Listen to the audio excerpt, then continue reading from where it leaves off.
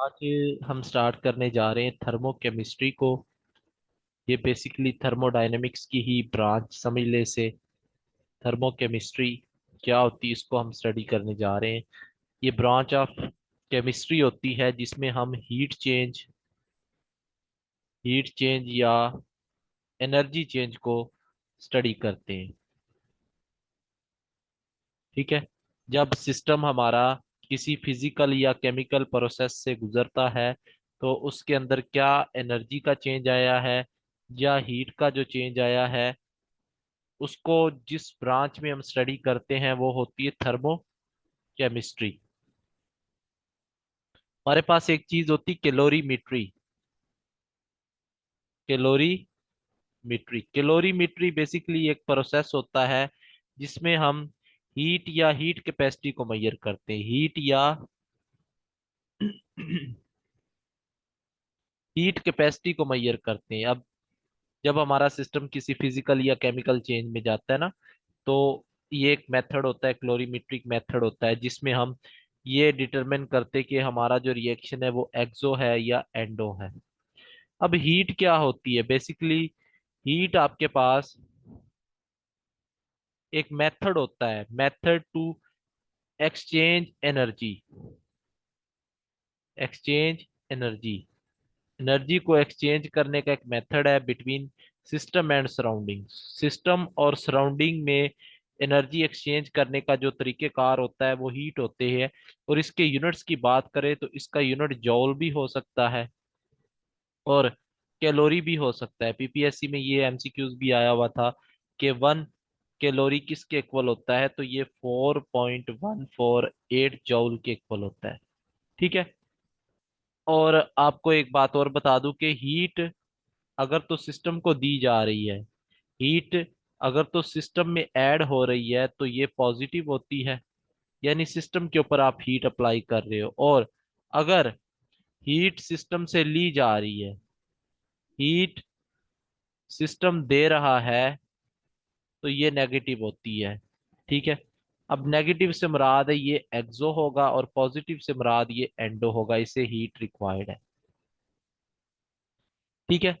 अब हीट तो आपने देख लिया, इसके बाद हम बात करते हैं हीट कैपेसिटी की। हीट कैपेसिटी क्या होती है? हीट हीट कैपेसिटी एक जैसे एक बॉडी होती है, उसकी वर्क करने की सलाहियत होती है, एनर्जी उसे हम कह देते हैं, तो हीट कैपेसिटी होती है एक कोई भी सब्सटेंस हो सकती है या सिस्टम हो सकता है कोई भी, वो कितनी हीट को एब्जॉर्ब कर सकता है। System, how much heat system can absorb, और उसको देर तक स्टोर कर सकता है, उसको आप कहते हो हीट कैपेसिटी। ठीक हो गया। और इसको आप सी से रिप्रेजेंट करते हो हीट कैपेसिटी को। इसका फॉर्मूला है वो हम देख लेते हैं। इसका जो फॉर्मूला है C = Q/m∆T। Q यहाँ पे हीट है जो सिस्टम को दी जाती है, M उस सिस्टम का मैस होगा, और T उसके अंदर जितना टेम्परेचर में चेंज आएगा। डेफिनेटली हीट देंगे तो टेम्परेचर में चेंज तो आएगा। इसके यूनिट्स की बात करें तो हीट का जौल, मैस का आपको पता है ग्राम होता है, तो पर ग्राम हो जाएगा, और टेम्परेचर का केल्विन होता है तो पर केल्विन, तो ये यूनिट इसका है। के बाद अगर हम बात करें specific heat capacity, specific heat capacity जिसको आप सी एस से रिप्रेजेंट करते हो, तो ये हीट की वो अमाउंट होती है जो आसान, मैं आपको बताता हूँ कि अगर एक सब्सटेंस है उसका टेम्परेचर है 25 केल्विन, आपने उसका टेम्परेचर करना है 26 केल्विन, तो 1 केल्विन टेम्परेचर बढ़ाने के लिए जो सिस्टम को हीट दी जाएगी वो होती है स्पेसिफिक हीट कैपेसिटी। तो उसका फॉर्मूला भी सेम ही है, Q/m∆T। अब यहाँ पे फिक्स क्या चीज की है सर? फॉर्मूला तो दोनों का सेम है, तो स्पेसिफिक वर्ड जहां पर भी आएगा तो वहां पर कोई ना कोई चीज तो स्पेसिफाइड होगी, कोई ना कोई चीज तो फिक्स होगी। तो यहां पर ये भी लिख लें कि 1 ग्राम मैस हो उस बॉडी का, तो उसका टेम्परेचर जो है 1 केल्विन इंक्रीज करने के लिए जितनी हीट देनी पड़ती है वो स्पेसिफिक हीट कैपेसिटी होती है। और मजे की बात, अगर हम बात करें कि वाटर जो है, हम मान लेते हैं वाटर है हमारे पास, उसका है 1 ग्राम, उसका 25 डिग्री टेम्परेचर है। तो उसका टेम्परेचर हमने करना था 26 डिग्री। 26 डिग्री। अब मैं कैलोरी की आपको डेफिनेशन बता रहा हूँ। तो जितनी हीट दी जाती है ना वो 1 कैलोरी के इक्वल होती है। तकरीबन आप समझ लो कि वाटर को हीट दी जाती है 1 कैलोरी की। ठीक है जी। 1 कैलोरी हीट हम देते हैं, जो कि 4.18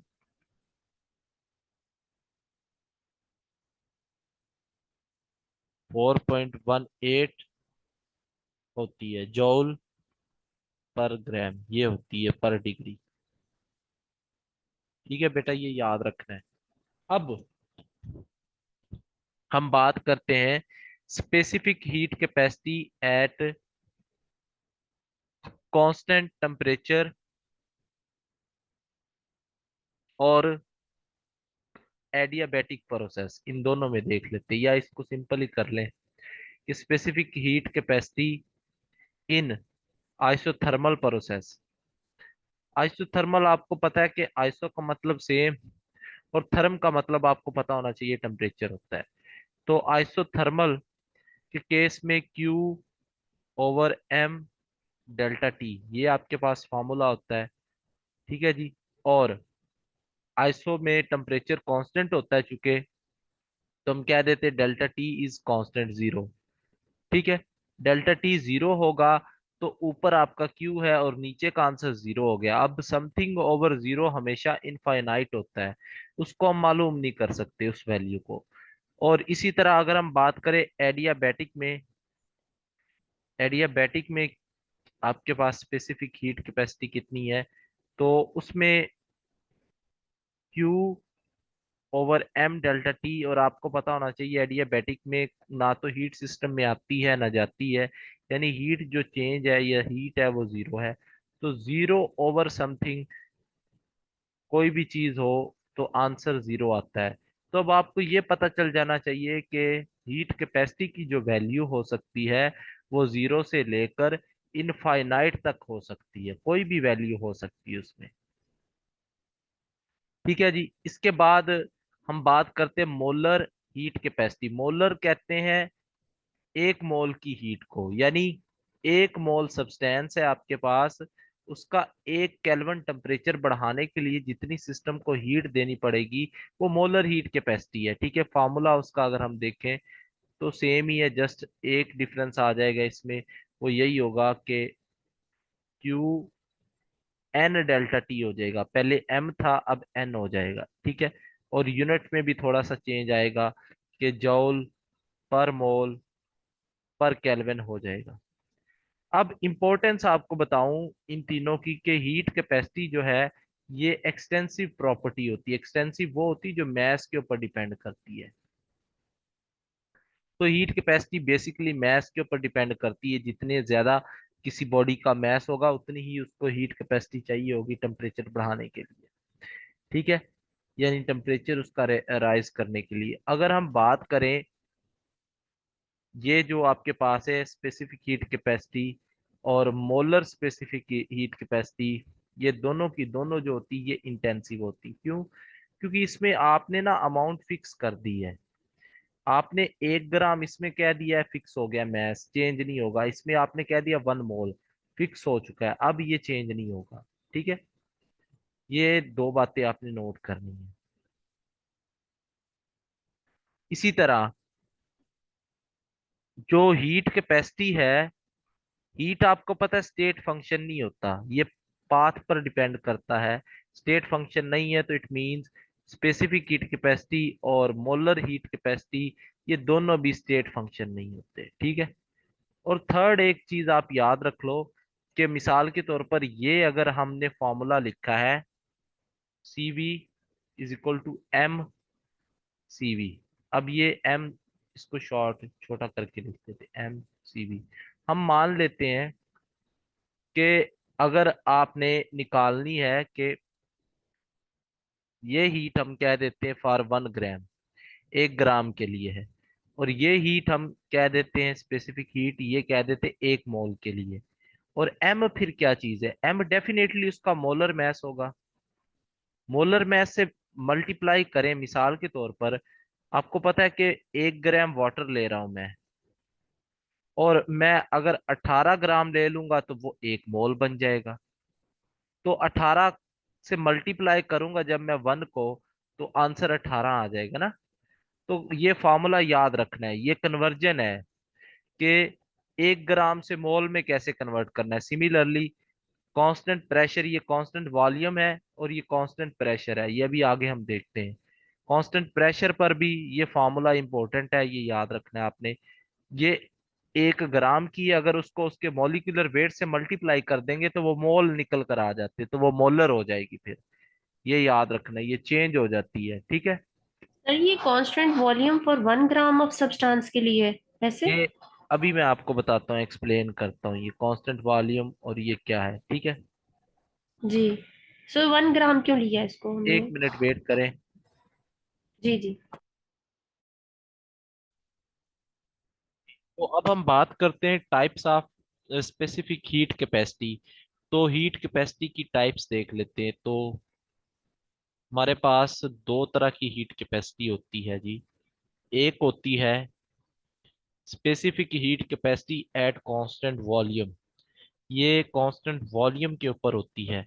यानी अगर हम एक सिस्टम का वॉल्यूम फिक्स करें तो उसमें हम हीट इंक्रीज करें तो हम देखें कि सिस्टम के अंदर कितनी हीट स्टोर होती है, या उस सिस्टम के अंदर एनर्जी का क्या चेंज आता है, उसको हम बोलते हैं कि ये कांस्टेंट वॉल्यूम के ऊपर है। फर्स्ट लॉ ऑफ थर्मोडायनामिक्स अभी आपको नहीं पता चलेगा, लेकिन आगे हमने पढ़ना है। वैसे उसका फॉर्मूला होता है बेटा, एक याद रखना है, DQ। ये तब फार्मूला आप लिखते हैं DE+P डेल्टा V। ये फार्मूला आपने लिखना है work done by the system. जब work done by the system हो तो ये फॉर्मूला होता है फर्स्ट लॉ ऑफ थर्मोडायनेमिक्स का, work done by system. System जब वर्क करता है तो ये फॉर्मूला आप लिखते हैं, ठीक है। ये अभी याद करना है, आगे हम इसको एक्सप्लेन करेंगे जब हम फर्स्ट लॉ पढ़ेंगे। अगर मैं दोनों साइड पे टेम्परेचर से डिवाइड कर दूं, इसको भी डिवाइड कर देते हैं और इधर भी हम टेम्परेचर से डिवाइड कर देते हैं, ठीक है। तो आपको पता है वॉल्यूम जो है हमारा वो कांस्टेंट है, यानी वो चेंज नहीं होगा, जीरो होगा वॉल्यूम, फिर चेंज डीवी यानी डेल्टा वी। ये डी जो है ये चेंज को बताता है, ठीक है। ये डेल्टा, ये डी और ये तकरीबन सेम ही है, ऐसे समझे। ये चेंज को बताते हैं, तो वॉल्यूम जीरो होगा तो ये पूरा फैक्टर ये जीरो। तो अब हमारे पास बचेगा DQ/dt is equal to DE/dt, और यहाँ पे हम लिख सकते हैं वॉल्यूम, ठीक है। यानी ये सारी कैलकुलेशंस कांस्टेंट वॉल्यूम के ऊपर ली गई हैं। अब ये जो है फॉर्मूला आपने प्रीवियस देखा है कि अगर हमारे पास ये फार्मूला था Q/N या M डेल्टा टी, तो अगर हम मैस 1 ग्राम ले रहे हैं तो ये बन जाएगा Q/डेल्टा टी। तो इसकी जगह पे हम लिख सकते हैं कांस्टेंट वॉल्यूम CV। तो ये लिख दिया। अब यहाँ पे देखें अगर आप कि चेंज इन इंटरनल एनर्जी, जो हीट आप देते हो ना, वो एक्चुअल में इंटरनल एनर्जी में चेंज लेकर आती है सिस्टम की। जो हीट आपने दी वो सिस्टम की इंटरनल एनर्जी में स्टोर होती है या उसमें चेंज होता है। तो ये आपके पास है कांस्टेंट वॉल्यूम पर हीट। अब हम बात कर लेते हैं कांस्टेंट प्रेशर पर, CV। तो CV के लिए भी according to first law of thermodynamics, DQ = DE+P del V, ये फर्स्ट लॉ है।